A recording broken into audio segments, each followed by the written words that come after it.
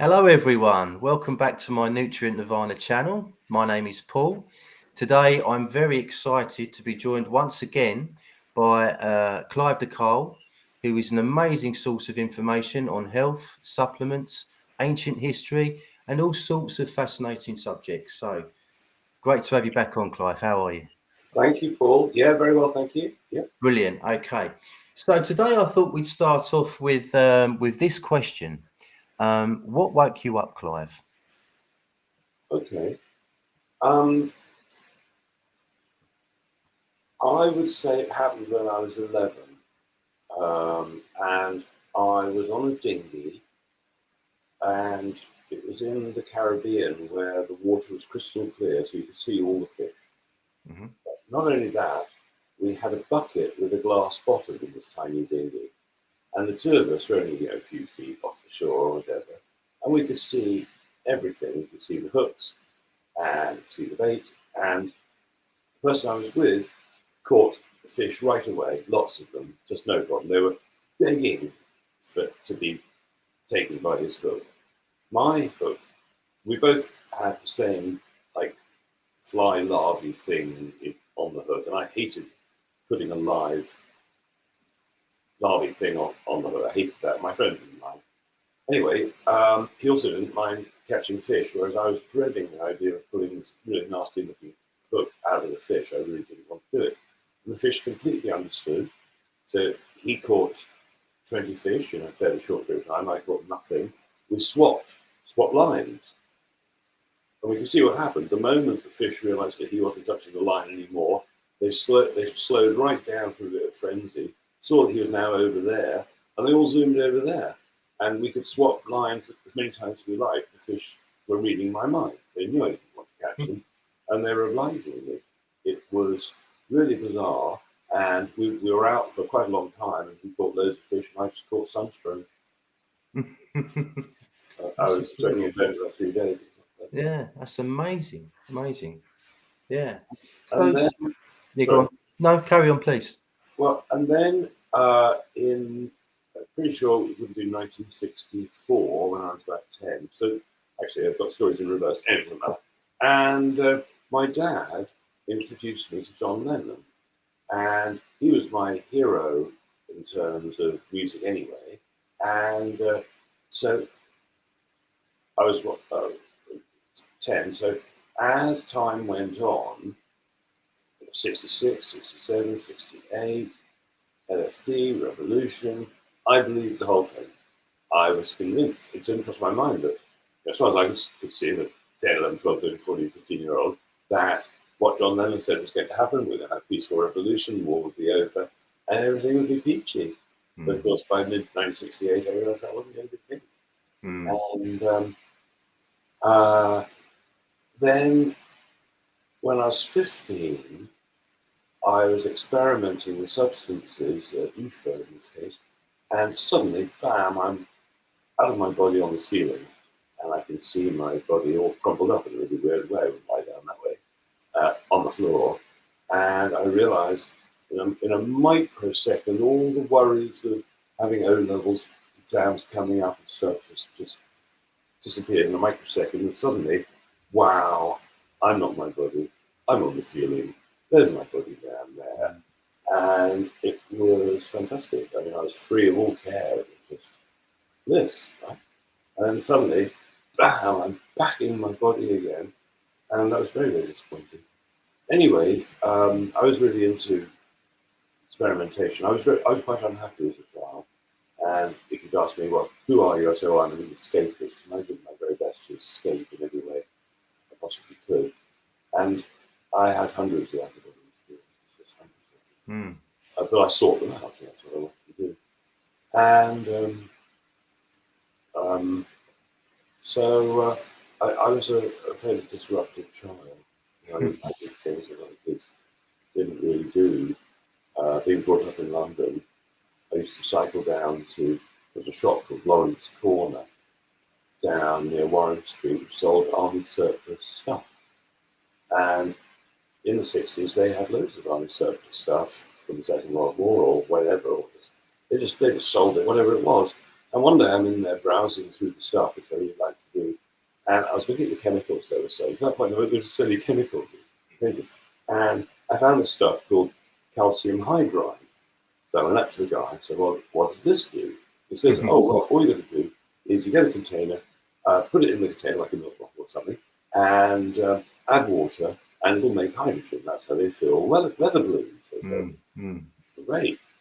And I thought, have you got any weather balloons? Which they did. Anyway, so I buy some weather balloons and loads of calcium hydride, really, really cheap. And at that point, my dad was making lots of money in cash, and I just used to take handfuls of it. So money was too much problem. You didn't know it was missing. You had so much of it, and so we used to live in a flat in Highgate, and it was on the flight path to Heathrow some days of the week, and the planes were keeping me up at night. It really pissed me off. So I went up to Hampstead Heath with my little kit, and I'd become a pyromaniac when I was young. I really enjoyed making bombs and stuff like that. And so I attached a small one that I'd made to the weather balloon, and with a long fuse. And one night, when the planes were going over Hampstead Heath, I went up and launched one, and up it goes, and this massive explosion. And my idea was, if I did that often enough, that the planes would be diverted and would go different ways. It wouldn't wake me up at night. I mean, I think I was interested in chemistry, and I'd been playing with a lot of mercury at that point in my hands, and I think I just got mercury poisoning for a few years. But I just didn't really turn up at school, and it was one of those schools where they made you go to church every morning. Just So on my 16th birthday, after having blown out all the windows in the local post office sorting, I persuaded my friend, who was the son of the vicar, to that we could make a small bomb in his garden. And so I built one electronic fuse and put it in the gas. We were in the shed. I was going to detonate it in the shed, and I was a bit close. So anyway, just to damp down the explosion, I put some paving stones on top. Anyway, we got to the second floor where his bedroom is, and run along cable, and I detonated from there. When the smoke clears, there's a hole where the shed was. Quite a big hole. Yeah. People who don't appear to be too happy around. And upstairs in particular, where a paving stone had gone through the third floor window and landed on the floor, which happened to be a doctor's waiting room. And oh my God. I didn't realise that vicars could swear. They knew the words. But I can assure you that vicars can swear quite well. Yeah. And so at the back, there was back of the vicarage, there's this Highgate post office sorting office, and we blew the windows out. And it's really weird. I mean, it's stupid stuff. And basically, I never got caught. That was the weird thing. I was going to say, how old were you at the time again? 16? When I was probably 14, and I discovered sex by 15, so I left that behind. But when I was 14, I'd bought the second-hand radio-controlled car, which at that point in the 60s, that was super rare. I didn't know those sort of things existed. Anyway, it didn't work. So at school, it's one of those public schools where you have lots of clubs you could join. You could join the biology club or the art club. And they had a radio society. So I paid my pennies and joined the radio society. And when I'm up there in the roof of the school, I find there is only one other member of the radio society at all, and that happens to be the head of school. So I'm 14, and I'm in this room with the head of school. All I want is my radio control card to be fixed. Anyway, for 10 shillings, I buy the master key of the school off him. And now I've got access to every room in the school, including the headmaster's office. And I got up to everything you could possibly get up to, including the exam papers. Yeah, no, I was very naughty. Yeah, that's a great story. Limitations or something. I mean, I had a similar childhood, really. I was generally pretty unhappy with things, with the world in general, not so much my immediate family and surroundings, but just the world. And I think there's a small percentage of people that seem to know from the very onset that there's something seriously wrong with the world. And judging by your explosions, you were probably one of them. Well, because I got into radio control and that sort of technology, and of course, radio control was Tesla technology. Anyway, I seriously thought that a large enough radio controlled plane with what I could do enter Parliament was a reasonably good idea. I wasn't 100% serious, but I did give it very, very serious consideration. Great, yeah. So you were the Guy Fawkes of the 1960s, almost. Yeah, yeah. He's one of my personal heroes. I think I should curb that because I'll get thrown off YouTube for saying things like that. It was a fascinating time, the 1960s. I've often been very jealous of, my dad, my late father, who lived through the 60s and was massively into music and got me into lots of different bands from that time. And like I say, I've often been jealous of people from just experiencing that time. But I think once you read deeply into that era, you start to realise that the LSD and the other drugs were very much being pushed on people. Well, I actually read somewhere that some guy in the mid 60s, who was at Cambridge University, he said that somebody was throwing LSD over the dormitory walls and they were just getting it for free. This was in like 65, 66. So there was an experiment going on, definitely, with LSD. Well, I was a very willing guinea pig, so I thought it was the best thing out. I thought it was amazing. And I found it when I was 15. And I was having wondrous experiences with the entire universe. And it's good. The mistake that people make, generally speaking, is to take too much on the very first time. The very first time, you want to take something like 10th or whatever anybody else says. If it doesn't come on for an hour, you wait longer. It's an hour and a half minimum before taking any more. And taken safely with somebody who has had it before, in the right setting where you can't be disturbed by anything or anyone. It can be mind expanding. I would completely agree with you there. Unfortunately, my first experience was 3/4 of a tab, and I was on a trip for 18 hours. So I was introduced to it big time, the very first time I did it. But I agree. I think it's great. I was just wondering what they were thinking at the time to kind of push this on the young people in the counterculture. Well, I've heard that whole story. It's the CIA and so on.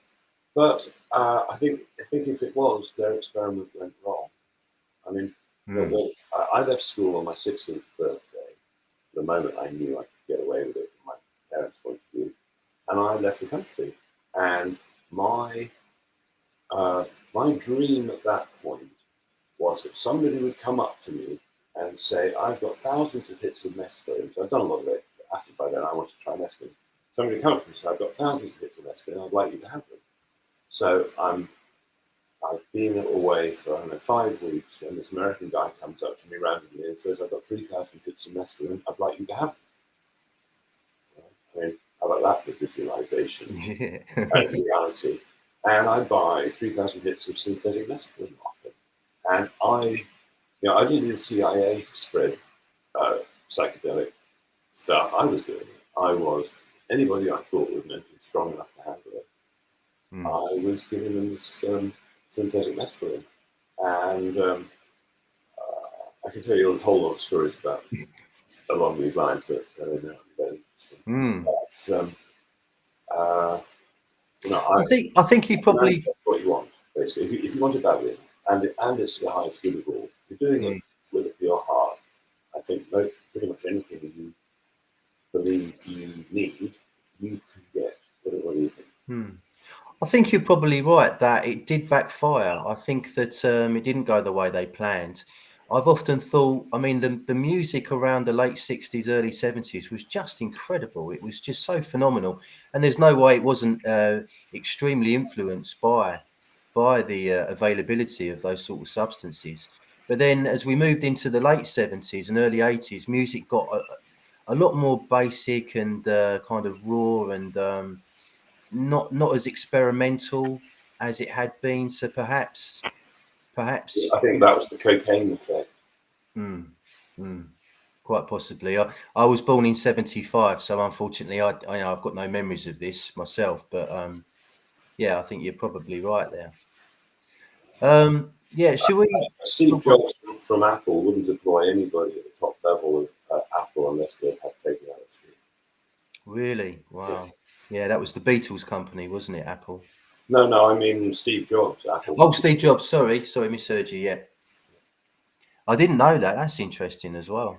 Yeah, Steve Jobs was a big advocate. Hmm.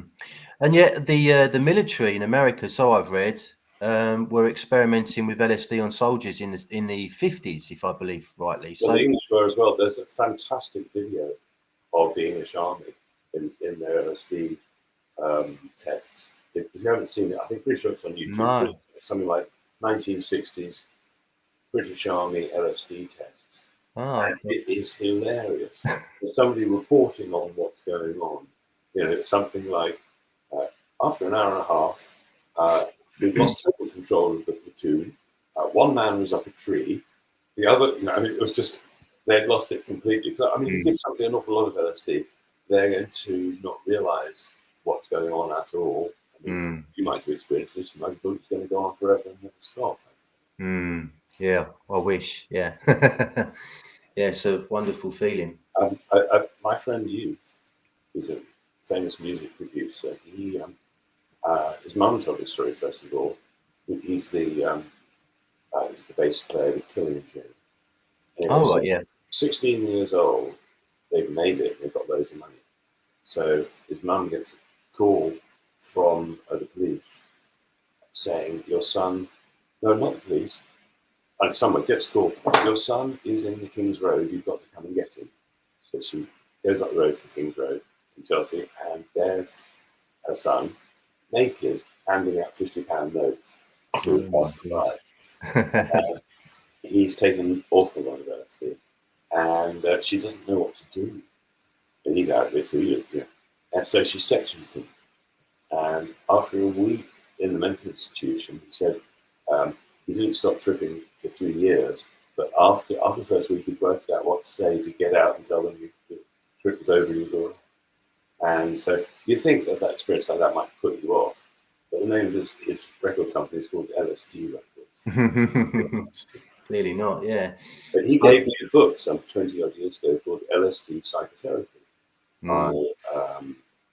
Stanislav Grof. And he was a psychiatrist. Oh yes, I know him. He's the guy who's into or was into trauma therapy, and I think, if I remember rightly, I could be getting mixed up with somebody else. I Well, think so. for the first 20 years of his psychiatry career, he used LSD as a tool to break people through their trauma, whatever it is. Then, when they banned it, he discovered he could do it also with breathing techniques, and he developed a system called holotropic breathing, holotropic breath work. And I went on one of his courses 25 years ago, a breathing course, and what happened was that you would breathe yourself, sort of hyperventilate, I guess, into an altered state. And so he taught the technique. You'd lie down on a sort of huge blanket thing, and you have four people around you, because just occasionally, if somebody breathed themselves into this altered state, that the altered state may seem very real. Anyway, so it's like 6 days course or something. Anyway, on one of the days, most of us were either holding the corners of the blanket or watching, and a few people participating. Anyways, this one guy suddenly gets up, and it looks like he's like riding a horse. It's really bizarre. And suddenly he grasps his shoulder and screams, and then lies down again. This is bloody weird. Anyway, afterwards, people were encouraged, if they want to say what happened to them. He said, "Well, what happened was Suddenly, I'm riding my horse in armor when somebody with a huge, great sword cuts my arm off. And he said, what's really weird is all my life I've had a really bad shoulder, but now for some reason the pain's gone. Wow. I mean, you know, Yeah, what that's do you make of incredible. this sort of thing? But for 50 odd years now, Stanislav Grof has been guiding people into very extraordinary places. In Mm. LSD psychotherapy, one of the stories was this woman who had had blocked sinuses for 6 or 7 years. And she'd been to every doctor you can imagine. And as you can also imagine, after a while they got fed up with her and they sent her to the psychiatrist instead. It's not in your nose, it's in your mind. Right? Mm. And she happens to get Stanislav Grof, who gives her LSD. And in the LSD trip, she suddenly remembers the first day that her sinus problem started. It was the day of her wedding. And at the same point, she realizes, in psychological terms, she's married her father. She's married this man who's the equivalent of her father. As soon as she realizes this and decides she has to divorce the man immediately, sinus problems stop. Wow. That's amazing. Yeah, that's incredible. That's crazy. I've also heard about you talking about LSD therapy. I think recently they've been suggesting that MDMA therapy can be very useful as well. Friends of mine were using MDA therapeutically in the 80s, very, very successfully. And of Mm. course, while MDMA was rediscovered in the late 70s, early 80s, it was actually developed by the German government in, I think, the First World War, 1920s. Wow. Um, but I always thought that MDMA, if it's pure and you took it in the right setting with the right people, was one of the most brilliant substances about. I thought it Mm. was fantastic. Yes, my memories of it are very good. Unfortunately, I've not really kind of tried anything like that for probably 5 to 10 years now because the last couple of experiences I had, um, the aftermath or the come down or whatever was. I'm 46 now, so this would have been in my mid 30s, and it was starting to hurt and be quite a trauma going through that come down episode. So, Could it be that there was some toxic substance and it wasn't pure? Yeah, quite possibly, yeah. It wouldn't surprise me. I mean, I was having a great time at when I was up, but obviously, I think was it George Carlin that said that when the pain outweighs the pleasure with these type of things, then it's time to stop. yeah, quite. Or as also has been said, particularly things like cocaine. Robin Williams said it's God's way of telling you you've got too much money. Yeah, possibly. Yeah. What's the definition in the dictionary of enough when it comes to cocaine? For cocaine addicts, it's when it runs out. That's enough. Or where their heart stops. Yeah, that doesn't happen very often, but I mean, I think it's one of the nastiest. I would agree there, definitely. It's yeah. But So I as think we in sorry. Japan, you watch the drugs they take there, which they like methamphetamine there, and it explains that sort of look, Mm, mm, we're rushing around like that. That's mm. the nasty one as well, in my opinion. Yeah. So as we've kind of moved through the early part of your life, you were an organic farmer at some point, weren't you, in Spain? When was this? And was that successful? Did you enjoy that experience? Yeah, well, that was great. In the 90s, I've always been entrepreneurial. I had a contact lens business. I sold it. And I had the farm at the same time. And suddenly I had the luxury to do what I really wanted to do, which was I decided then to start studying health. So I realized there were so many people that were ill. And I don't know, my aim wasn't to get people better as the primary aim, the aim actually, but I wanted to turn people on to the idea that we could be free and not need government. That was my aim. But nobody listened to a word I said at that point. I was still being influenced by John Lennon. By who, Yeah. sorry? I'm sorry, I couldn't hear you. So you were influenced by. By John Lennon, Oh having right, yeah. 10, I was still was revolutionary, and I still am, you know. So the only reason I concentrate on health, because I had enough money at that point to do whatever I wanted to, was because I'd fixed my own health, as you know. I'd been sentenced to death 35 years ago and survived and didn't die and all that. And so I felt qualified to tell people what I've learned as to how you can self-repair in most instances. And I thought, well, if I've fixed their health, then maybe I'll listen to some of the other ideas. Well, I mean, your information has certainly helped me, you know, on just a huge level, you know, since I've been taking magnesium and the vitamin C, vitamin D, and other things, fulvic minerals. My health is so much better than it was 10 years ago. I feel like I've got more energy. It's just so yeah, thanks for that. So I understand that for quite a long time you were a vegetarian. Something No, like 25 years, was it? no, I didn't eat meat for 25 years. I Right. mean, I'm a foodie. I really, really like food.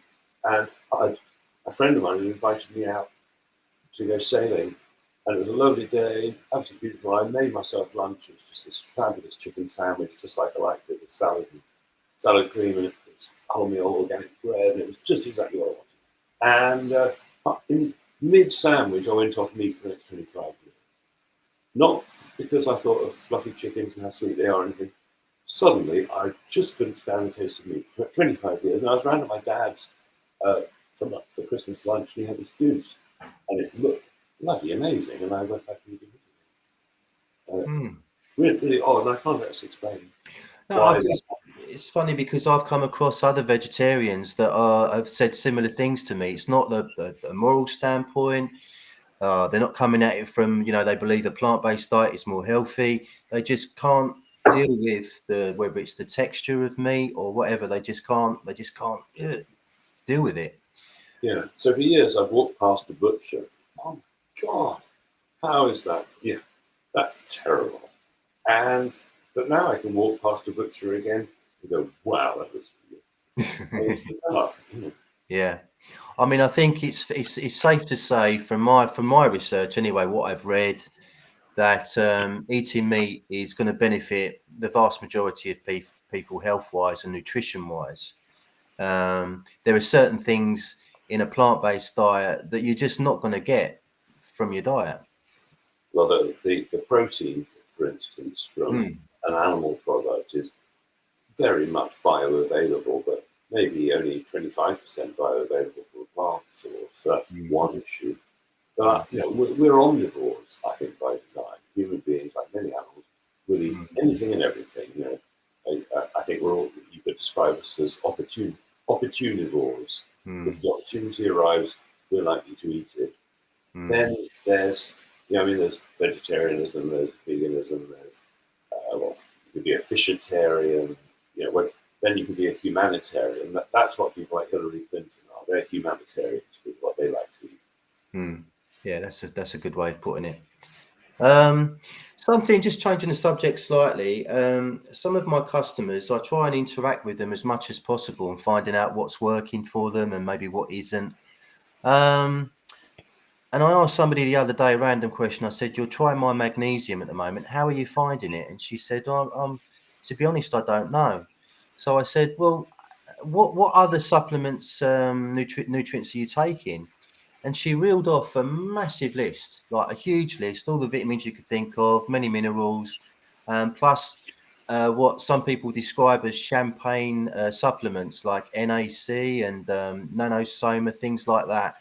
I mean, are we supposed to be on this many supplements? So we're not supposed to be, obviously, but the point I'm trying to get at is how can you tell if something is working in your body if you're taking so many other things? I mean, it doesn't make any sense to me. Well, yeah, I know exactly what you mean. You know, one day about 7 years ago, I woke up and realised that day I'd taken like 30 different supplements. So it's insane. You know? I can't possibly need 30 different things. I mean, let's say somebody's really ill. You know, they look like they might die. Okay, I might give them 15 different things conceivably. because, I mean, all of us are low on almost everything. But, you know, the older we are, the lower we're going to be on almost everything.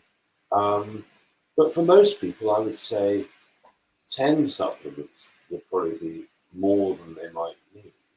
But I mean, if somebody wanted to start off and just try and cover all the bases, if they aim to try about 10 different things, that would be key. But I wouldn't necessarily go straight to herbs. I would go straight to minerals, vitamins, amino acids if necessary, and fats as 4 approaches from a supplement perspective. And I mean, for a lot of people, the problem is not just that they're low on nutrients, but they're toxically poisoned to hell. You know, all of us are toxically poisoned. It's impossible to avoid in the modern world. So it's a balance of trying to get the toxins out, get the nutrients in, and then if there's scar tissue or fibrosis of some kind, then to try and reverse the physical damage that's happened through accidents or surgery or whatever it might be. So on the subject of toxins, heavy metals, what are some of the best ways to get them out of the system? Well, let's be really current about things. What are the 2 biggest poisons in the world right now, other than politicians?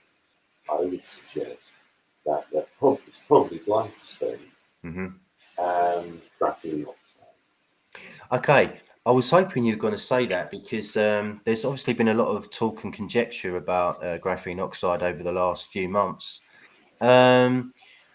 I've not put. I don't know if you came across a video on BitChute recently of a doctor in, I think it was Austria, Dr. Noak, or Noakes, his name was, and he was he somehow managed to find and prove that this substance was in the needlework, and he's doing a presentation live stream, and halfway through it, he gets a very loud knock on the door from a German SWAT team, and the story goes that he was taken away and never seen again. In other words, he died in custody.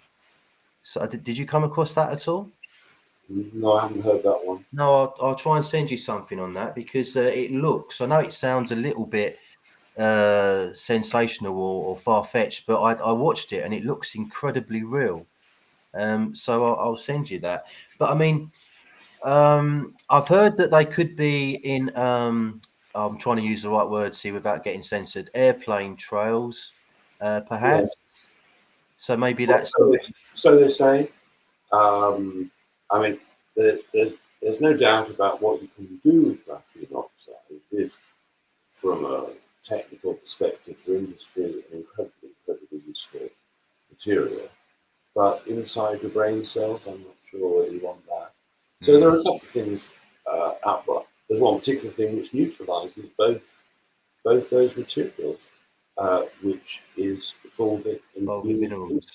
Yeah. which are in the fulvic minerals that you're familiar with and are using. So I think it's very important because very few people can afford food that isn't poisoned in some way. Very few people in the world now are avoiding the toxins that are around. So getting rid of it, I think, is more important than ever. So I actually keep a bottle of fulvic minerals on my desk. So with every glass of water, I just put it in the water. And May I ask you how many drops a day on average you're doing of fulvic minerals? it sort of depends how well behaved I am, really, whether I remember to do it and so on.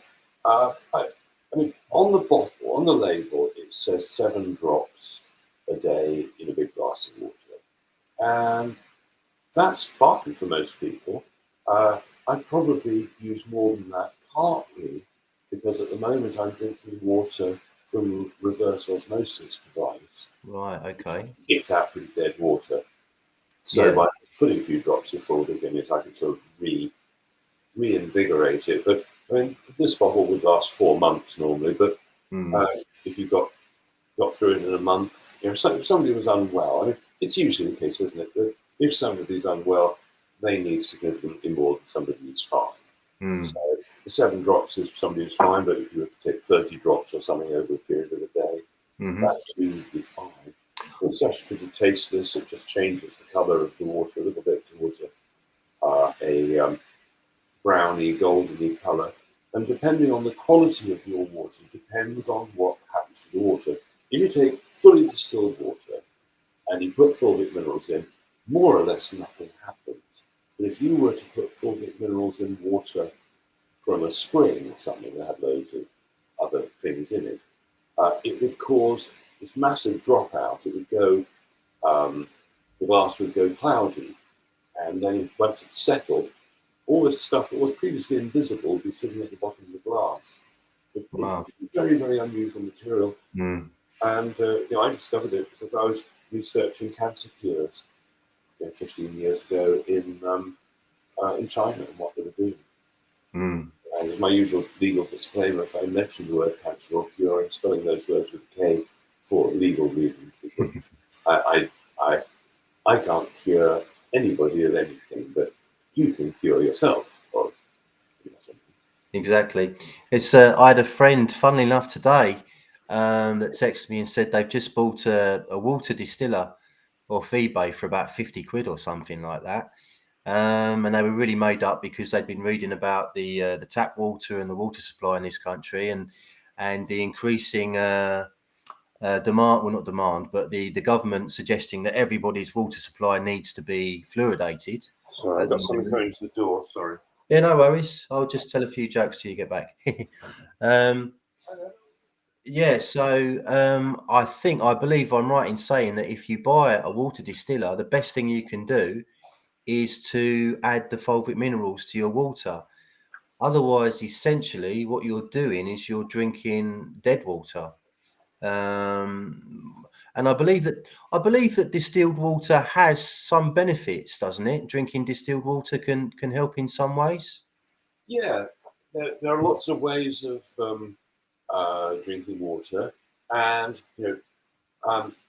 water obviously is the ultimate solvent. So if you're going to drink distilled water, it's hungry, it's empty. And a good example is, let's say that your girlfriend didn't like you, and you were in the bath having a lovely bath in distilled water, and she took the bath fire while it's on and threw it in the bath.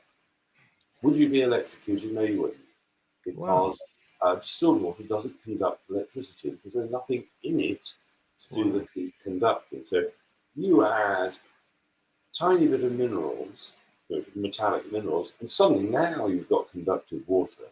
And so this is just important to anybody who wants to kill their husband with it. Yes, never do it with distilled water. Yes, I won't be showing my wife this video. So carry on, wife. Yeah. So I say distilled water is hungry water, so it will suck stuff out of you.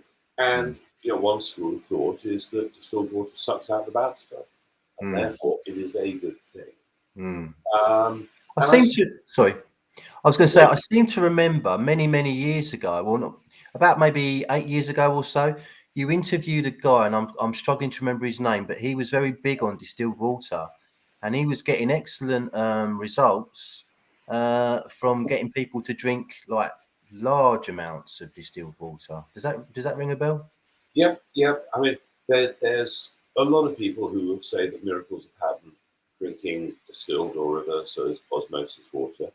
I personally, if I'm going to drink some water, I would rather supercharge it.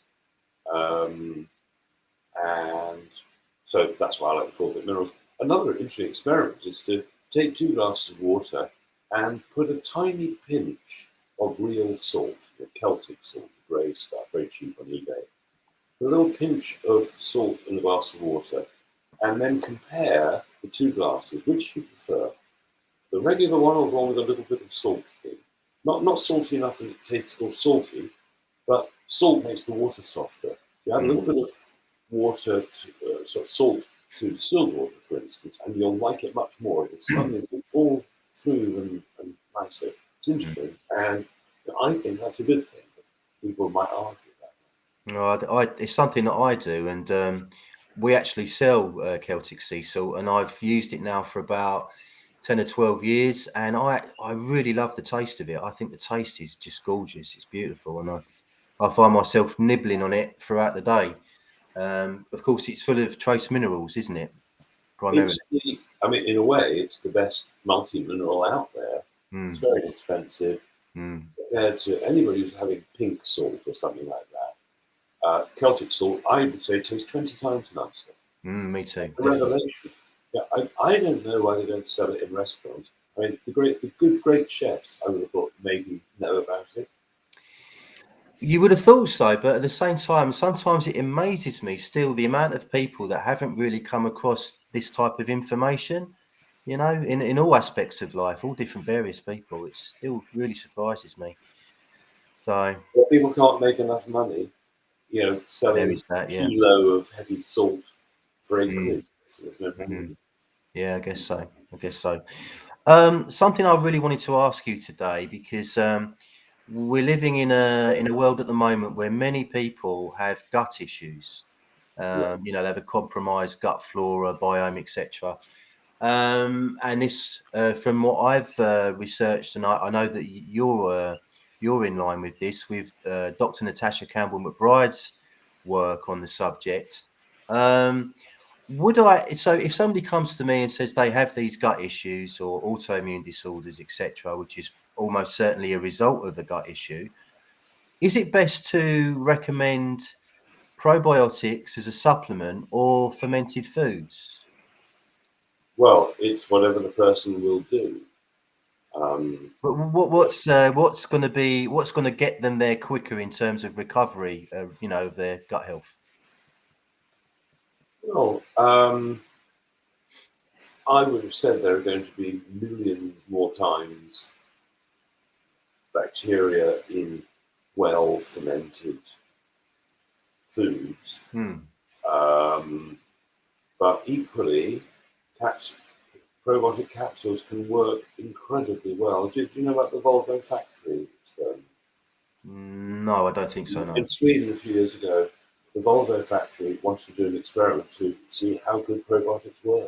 So they offered the workforce a free drink in the afternoons if they were willing to take one probiotic a day with the drink. Hmm. And they slashed the illness rate of the factory with that one change. One probiotic a day, and way less people got ill. It was dramatic. Wow, that's Actually incredible. dramatic, yeah.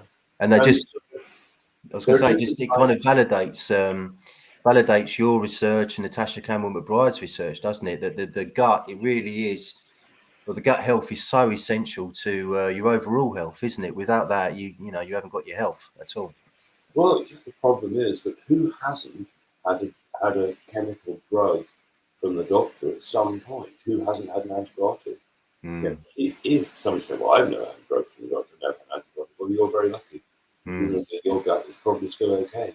But for mm, most of us, our gut flora has been decimated. So, mm. how to repair it? Which way to go? I mean, yes, um, fermented vegetables would be great. Now, our ancestors, to get through a cold winter when there was, let's say, nothing growing anymore, they would have, at some point in civilization, have been able to take the excess cabbages or the excess tomatoes or the excess vegetables in the season and somehow found a way to preserve them. I mean, in Scandinavian countries, they would use fish and pickle that, and they had big barrels outside the front door of smelly pickled fish. Mm. In other countries, it would be sauerkraut, or it might be yogurt, or it might be whatever it is. But in the old days, people didn't wash their hands in the same way they do now. They didn't wash the vegetables. So if you had a cabbage, the chances are that it would still have bits of dirt on it, and it would have probiotic spores all over the outside leaves, for instance. Wow. And we would be getting what they call soil-based probiotics, Mm, right? Because the soil is alive, mm, and there are probiotics in the soil and on the vegetables as they burst through, so to speak. mm. Then there's the cow-based probiotics. Now, I like cow-based products. I like milk and yogurt and cheese and stuff like that. And if those products are unpasteurized, then they are alive and full of very, very beneficial bacteria. But what some people obviously can't get on with dairy. So, but one of the number one probiotics, I would say the soil-based ones are number one, and the dairy-based ones are number two, if you want to compare that. So I've got just one probiotic on the website, which is a strain of soil-based probiotics, which is ridiculously well researched. It's incredible.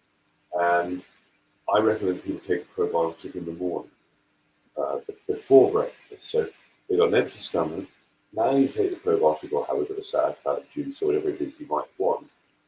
You've got a bare platform to work on, and now you can line the gut with the probiotics,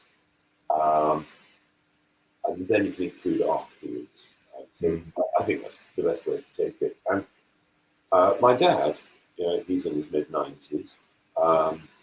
When he started taking one probiotic a day, I think now he's on two, he noticed the difference significantly. And people will, particularly if they have had a recent antibiotics in particular. I think it's essential. The doctor's really a criminal for not, when they recommend something like antibiotics, for not recommending probiotics as well. Yeah, definitely. I mean, talking of doctors, so I've heard a lot of talk recently in the mainstream media, and you get these so-called experts coming on, and they often say that, for example, 1,000 IUs of vitamin D a day is enough, and any more than that could be toxic. And yet, as I understand it, if you were to go in July, August, and lie on a Spanish beach for an hour, you'd be getting at least 4,000 IUs of sunshine, approximately 4,000 IUs of vitamin D that way. So if you're lying on a beach for, I don't know, 5-6 hours in Spain, which I've done a few times before, I should be dead. Well, I think actually 15 minutes of sunshine would give you more like maybe 5,000 or 10,000. Yeah. Really? I researched it recently. You've got your body exposed to the sun, that is. Yeah, sure. So I've heard, I've read, just what you say, vitamin D in excess is dangerous, but I've never, in the many years I've been working like this, never actually come across anybody who said, "Oh, I suffered because my vitamin D levels were high." I've had people come back and say, "I measured my vitamin D and it was high," but I've never actually heard of anybody having a symptom from that. But like everything, the balance is good. But you can buy a test online, vitamin D test for 20 quid or something.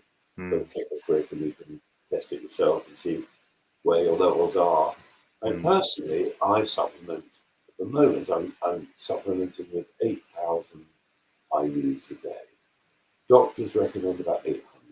And the doctors say you should have vitamin D with calcium, which would be a massive mistake. 98% of people do not need calcium supplement. 98% do not need it. Whereas doctors believe that everybody needs it, but they're wrong. I can remember my mum, I think, wearing some sort of bracelet in the 80s. Was that copper or calcium? It would have been copper. Yeah, copper, sorry, yeah. Copper. And for some people, copper relieves pain. That is if you're very deficient in copper. But if you're not deficient in copper, then it's maybe not going to work and maybe might be detrimental. People who wear copper jewellery, copper bangles, they often get a green mark on their skin. Right? Yeah, I've heard that. And when that happens, that's a sign that you're running too acidic. That you're eating too many carbs, say, not enough veggies or something like that. So that's a sign of acidity. Just going back to vitamin D, Clive. I happened to catch a lecture by Sally Fallon. That's right. Yeah. Nourishing Traditions. I've got a book of hers on the table right now, which anybody with a child needs to know. The Nourishing Traditions book of baby and child care. This book is dynamite, as is her previous book, which is called Nourishing Traditions. Yes, I haven't got that book, but I've got the first one, just the Nourishing Traditions, and some of the recipes in there are just amazing as well. They're really, really nice. Well, I just love the idea of having researched what people used to eat and what special foods mum and dad would eat prior to planning the birth of their child. What foods traditionally around the world were eaten to get bright, healthy, intelligent babies out the other end. I mean, I think it's fantastic work. Yeah, there seems to be a lot of lost knowledge when it comes to food and nutrition, doesn't there? Our ancestors seem to have known a lot more than we currently do. I suppose because we become a lot more domesticated, you know? Yeah, we're used to warmth and heat and light and Mm, food on tap. mm, Mangoes 24 hours a day. yeah, definitely. Yeah, so Sally Fallon was saying, and it surprised me a bit. She said that she's concerned about people who take high doses, were her words, high doses of vitamin D, because it can deplete vitamin K2 and vitamin A. So I think I read something along those lines a while ago, written by somebody else. So the vitamin D that I sell the D3 comes with K2. But I also recommend to people that they eat organ meats once a week or so, because that's a great way of getting vitamin A. And vitamin A supplements are a bit hit and miss, aren't they? As I understand it. I've never recommended vitamin A supplements. Mm, I would eat my way to it, and mm, as you say, things like liver, for instance, mm, loads of vitamin A in that, and orange-coloured vegetables. mm, They've mm, got lots of vitamin A. Eggs have got vitamin A. If anybody's having problems with night vision, driving night vision problems, then vitamin A would be the first thing to try and up your levels of it. But mm, again, I wouldn't go for supplements. I'd go for mm. Yeah, sure. Okay. And we talked a lot last time about I think it was either late September, early October, I spoke to you last. And at that time, the government were talking a lot in the press about fluoridating everyone's water supply. And it's something that I've been watching. And since then, as far as I can see, and I might have missed something, I don't know, maybe you've seen something, but I can't see anything about this at all. Since they announced that, there's been, as far as I can see, a complete and utter silence on it. You know, there's nothing in the mainstream media at the moment talking about the water being fluoridated. So I just wonder if it was maybe, well, let's put the idea out there again and see what the reaction is, possibly, you know. What are your thoughts, Clive? well, I don't know what they're doing. I mean, some 10 years ago, I was giving a talk somewhere. One of the I'll talk about water at that moment. And one of the audience members said he was from the Kent Freedom Movement. Yeah, I've And heard of that. Yeah. he was certain they were fluoridating the water. Mm, And he rang up the water board. They said, no, it's not us. But somehow he was convinced they were doing it. I don't quite know why, but he was convinced they were doing it. And eventually, he rang up the council and town hall or somebody and said, "Are you fluoridating the water?"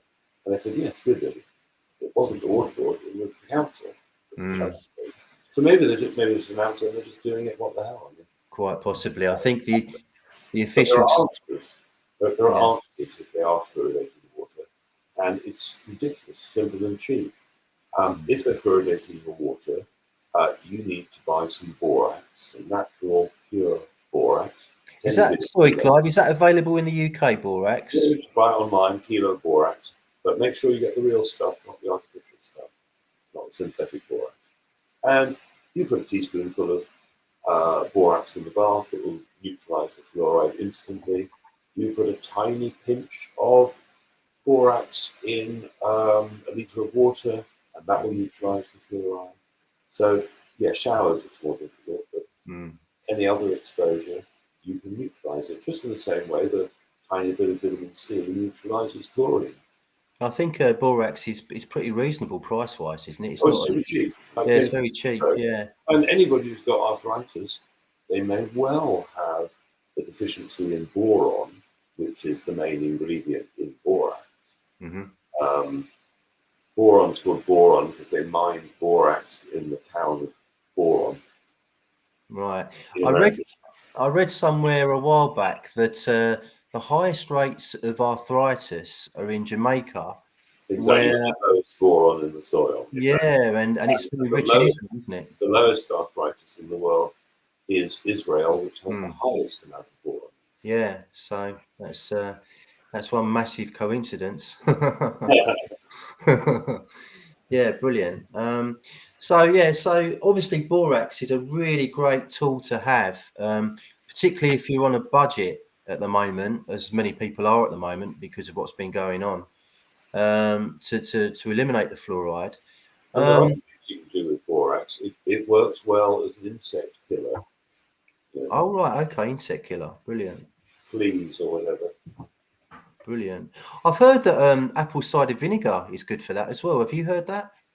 I haven't, but apple cider vinegar is good for almost everything conceivable. It's incredible, isn't it? Yeah, it's an amazing thing. I often drink that first thing in the morning with water, and I can feel the benefits. So yeah, that's highly recommended. We're coming up to the hour, Clive, so I can't leave you without asking you. After we last spoke, we kind of did a massive detour and ended up talking about ancient megaliths, pyramids, and something that I was quite embarrassed at the time because I'm really into megaliths and ancient history. I find it fascinating, and it would seem very clear that we've been lied to about our ancient past, and we're kind of like a species with amnesia in so many ways. So you mentioned about star faults and or ancient star faults, and I hadn't really come across them before.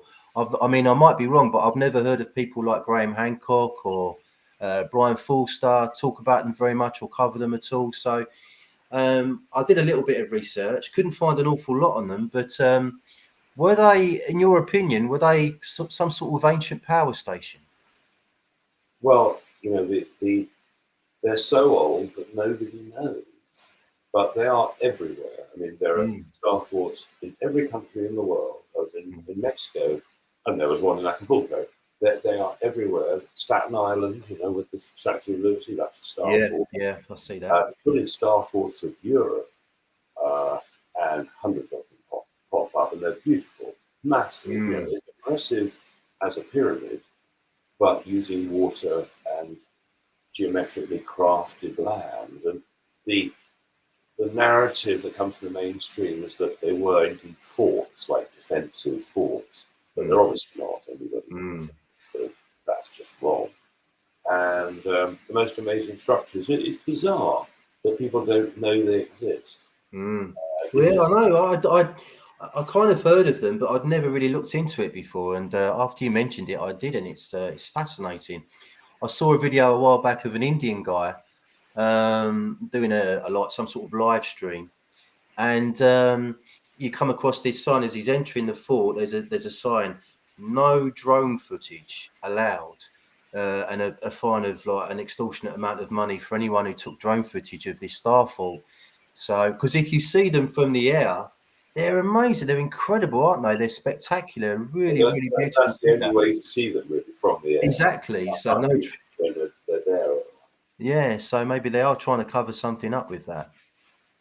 Well, maybe there's so many fantastic things out there. I mean, one of the other ones that people don't know about is the Eye of the Sahara. Is that to do? No, I might be getting mixed up. Is that to do with Atlantis? Yes. Yes, I have seen that. That's the theory.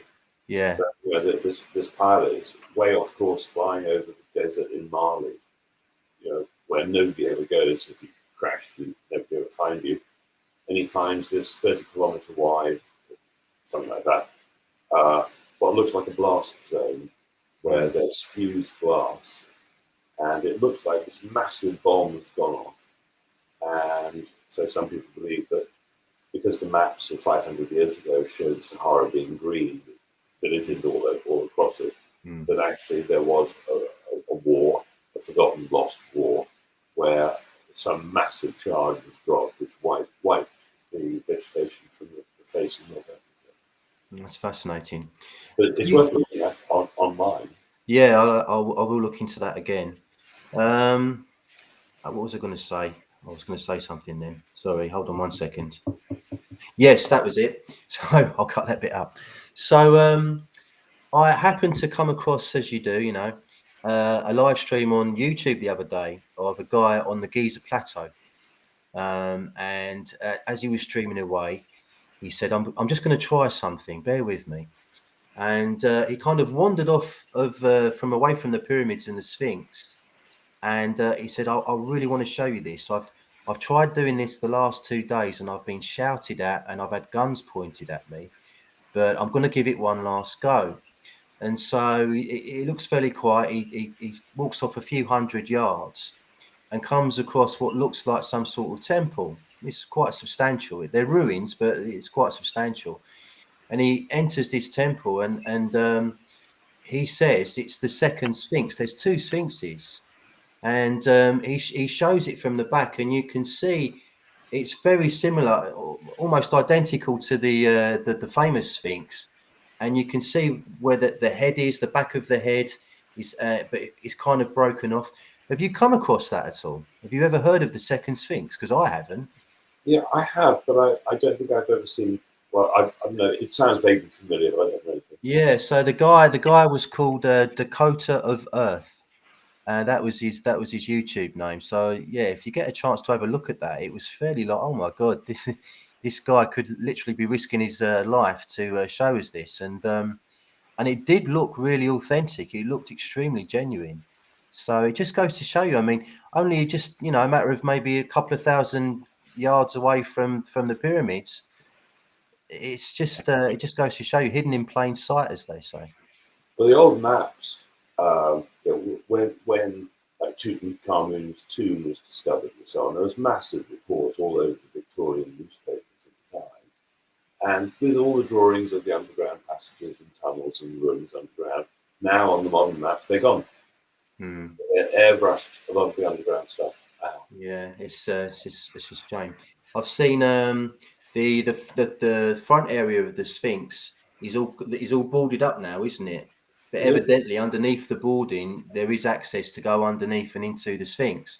And I've seen photographs taken in the very early 1900s, taken from an aerial shot from above the Sphinx, and you can clearly see an opening at the top of the head with two guys sticking out of it, looking around.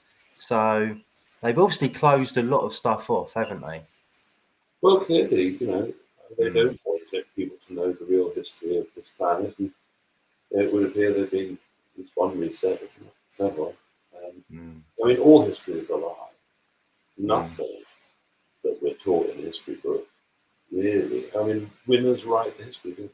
mm, You can't absolutely. believe anything about any of the wars or anything. All of it comes Mm. Are from you people are know you that. yeah, are you still considering Tartaria and the mud flood and all that? Do you think that's Yeah, genuine? it's a hugely fascinating subject I never tire of. Mm.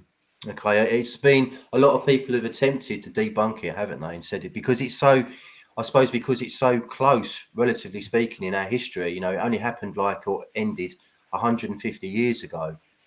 That something of that size would be difficult to cover up. Well, it's easy to fool people. Look at what's going on in the world now. They've fooled 90% of the world, or whatever it is. It's dead easy to fool people. To Mm, believe it, yeah. unfortunately. Okay. Okay. But, Right. Well, you rewrite history within a generation or two, it's gone. quite plausibly, yeah. Sure. Let me just check my notes quickly. I won't try and keep you too much longer, Clive. Just so I don't want to miss anything out. Okay, so I'll cut that bit. And coming back in.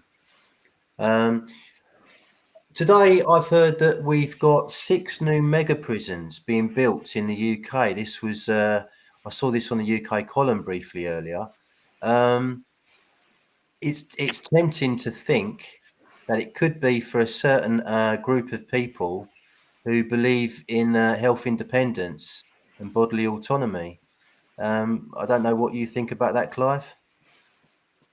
Well, it's an unpleasant thought that those 6 prisons aren't because uh, there are more criminals out there all of a sudden.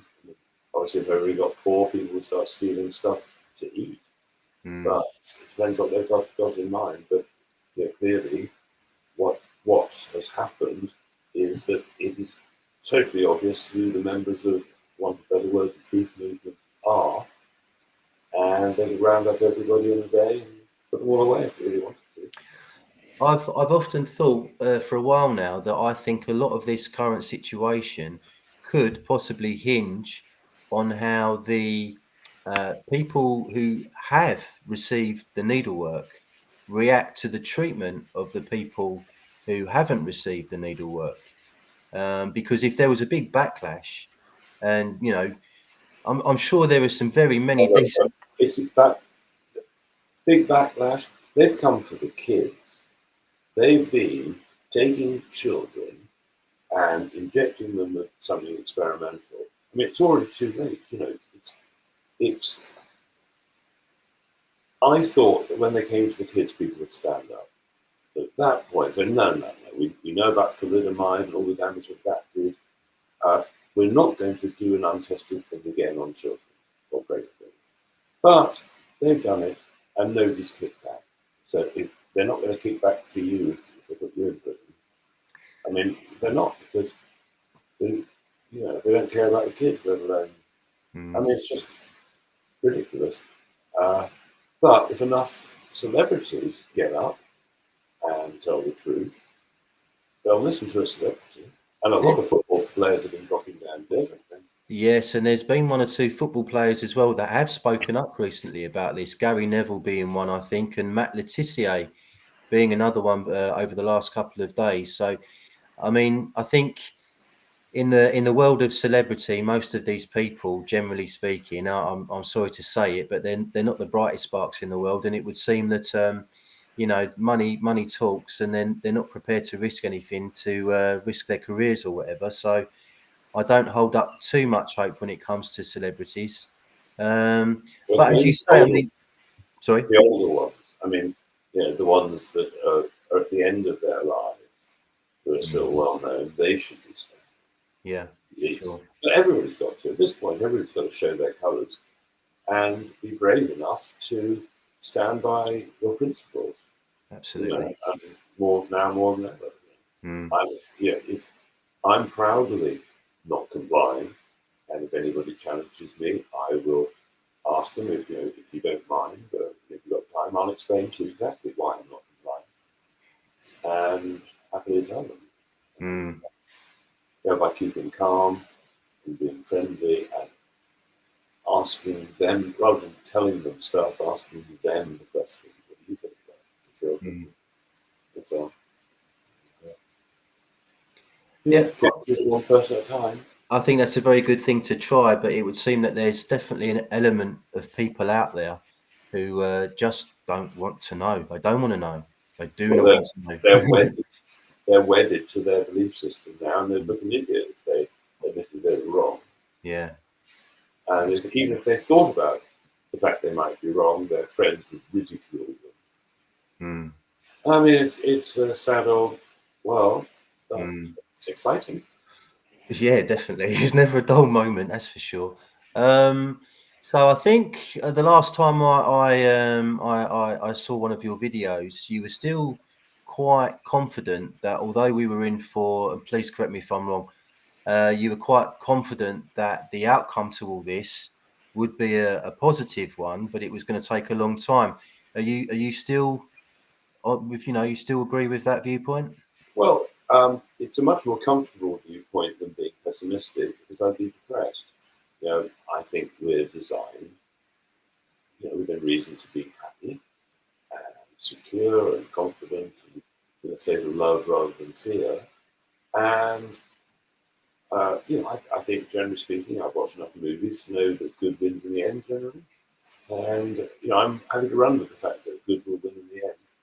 But it does appear that a few people, by their stupidity, or lack of knowledge, are going to cop it. Do you think that there is some sort of battle going on in the higher echelons of society? The very high ups or whatever. Is there good and bad is there a battle going on there? Do you think? Well, the controllers are in control because they have willingly walked through that door and seen something unspeakable or done something unspeakable, and now they're compromising control. it's all about paedophilia and really nasty stuff. And all the people at the top are controlled, otherwise they wouldn't be at the top. All bought and paid for. All of them. Yeah. Unfortunately, I mean, maybe there's an exception or two who are working within the system, but Trump's not going to save them. No, it would be nice to. Well, there was all that QAnon stuff that went on a while back, and some of my friends say that it was hijacked, that movement, not long after its inception or whatever. They could be right. I don't know. There Who could knows? be. I think it's been a psyop for a long time in my record. Yeah, I would concur with that. At the same time, I mean, there's talk of body doubles and very, very good like masks and stuff that certain political leaders wear when they're not, or double standing. And I wouldn't put that past them. I can conceive of that being a reasonable. Well, yeah, I mean, they've always used doubles in various situations. There's several Hillarys with pictures. Several of lots of them. I think I've only ever seen one Trump, but there definitely seems to be two Prince Charleses. And I know there was obviously Osama bin Laden as well. Well, that's hilarious. His height used to go up and down quite a lot, didn't it, and stuff? Yeah. So yeah, who knows? Anyway, I'd like to end on a positive note if I can. So what are you feeling positive about at the moment, Clive? Anything at all, mate? Tonight, tomorrow. I'm relentlessly positive most of the time because I've tried being depressed and I didn't like it. I've tried being pessimistic and I didn't like it. If I get disappointed at the last moment, oh fuck, I was wrong. We're all going to die. Well, yes, I did. At least I'm happy on the way. So the way I understood. But people are waking up. People need to get together in groups. There are people. I mean, there are doctors and nurses. Thousands of them now who are setting up an alternative health service in every country in the world. Right? There are doctors and nurses, thousands of them, who have woken up to the fact, look, we know what their game is. They want to deprive us of everything, so they force us to get the needle work. And there are people getting together in groups not going to accept it. Restaurants, cafes, pubs, small businesses, whatever.